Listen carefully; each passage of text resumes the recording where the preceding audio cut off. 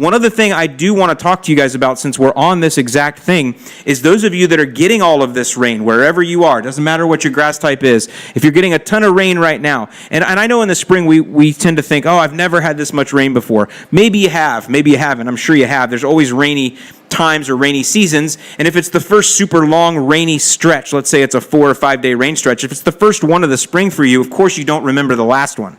And so things are all relative, but either way you're going to have these days.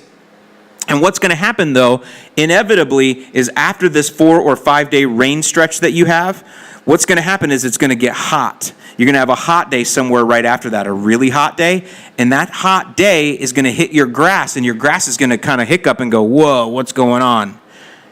Because it's fat and happy. Those roots are hanging around. They've been swimming for 4 days straight. They don't need any more water. They're not digging deep. They're just sitting there.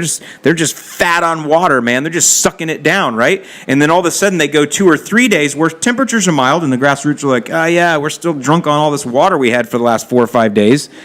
And then all of a sudden the heat comes in, whack, you get a day in the 80s, and the grass is like, oh man, and it's like this hangover. And that's what it is. It's this fat water hangover, and the heat brings it on, and the grass will check out real quick.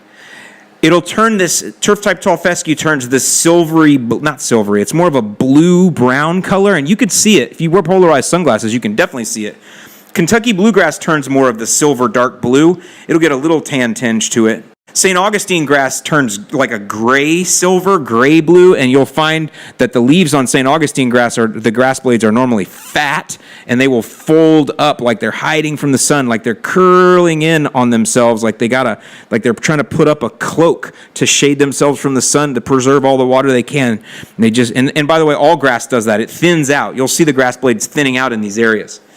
Now, when you notice that, I don't want you to immediately go and start watering and going, oh, my little grass, you need to get replenished. Let me help. No, I want you to let it suffer through its hangover for several hours if you can, maybe even overnight, because what you'll notice is that overnight it will start to relax back out again, and in the morning those patches may be returned to normal. Now, as soon as the sun comes back out the next day, on the afternoon of that morning, it will curl up quick again. It will still be living through its hangover. So don't let it go for too long. And definitely if it stays brown and curled overnight into the morning, the next morning, then you definitely want to get some water on it. But the idea here is give it a little tough love. It's got to understand what's coming. It's got to understand that summer's a-coming, and you're not going to get the same nourishment from this fat water that you've been getting. And the rain is much more nourishing than your sprinkler water. I promise you it is. By the way, rainwater, especially when there's thunderstorms, the lightning releases natural nitrogen in the air, which comes down in the rain and nourishes the grass. So that's why it gets so fat on these mixed drink rains that the lawn is getting. And then you start feeding it your city water, which is chlorinated and all the stuff sucked out of it or whatever's going on there. And I'm not trying to scare people with that. I'm just saying it isn't the same. It's not the same thing. And so the grass got to learn to kind of, hey, we got to lean out a little bit. We got to look for a little bit of a change. We're going to get some sunlight here. We're going to get some more humidity. It's going to be hot on us. We need to maybe save some energy. We need to slow down our growth. We need to push our roots a little bit deeper.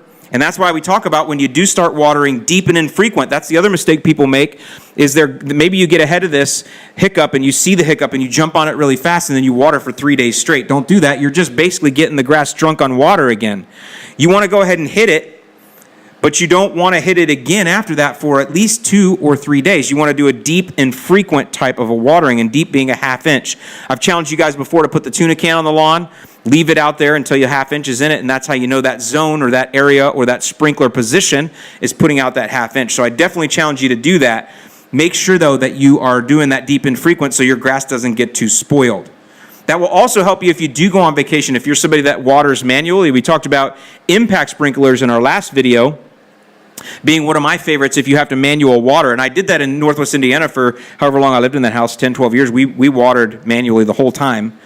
And so all I'm trying to say is if you go on vacation, though, and you're not able to do that, if you've trained the grass, if you've watered deep and infrequent, it will actually be okay for a little bit of an extended period of time while you're gone on vacation. Now, when you come back, it might be suffering, but because you've taken care of it up to that point and you've taught it to lean itself out and to live on a leaner water schedule, it'll come right back from watering.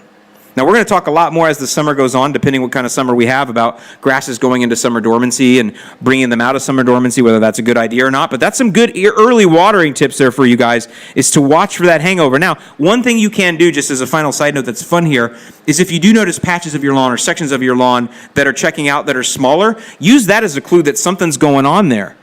Right? If it's large sweeping areas, then maybe if you have an irrigation system, maybe you just need to adjust it that way. Maybe this is showing you areas where the irrigation that you're using is off or broken or not working right. But if it's small spots, little spots, maybe that's an indication that there's something under the ground there. The roots are shallow for some reason. Maybe the soil's a little bit rockier right there and it's sucking moisture out. Maybe the rooting is just weak in the grass there and you want to put a little humic 12 and RGS in that spot. Whatever you want to do, but watch for those spots as well. And one thing that you can do that's fun is when you get those little spots early on, and I'm talking for you guys that have not had a lot of rain, when you get those little spots, is take your hose, if you get to them early enough, and saturate the area with cool water from your hose, and they will literally green back up within sometimes several minutes. So that's always kind of fun to watch, and that's a way to start to learn your grass, by seeing a spot that's starting to check out and watering it and watch it come back within several minutes. And then the next time, let it go a little longer and water it and see how long it takes to come back. See how you can start to flex that way, and you can really start to learn your land and learn your grass.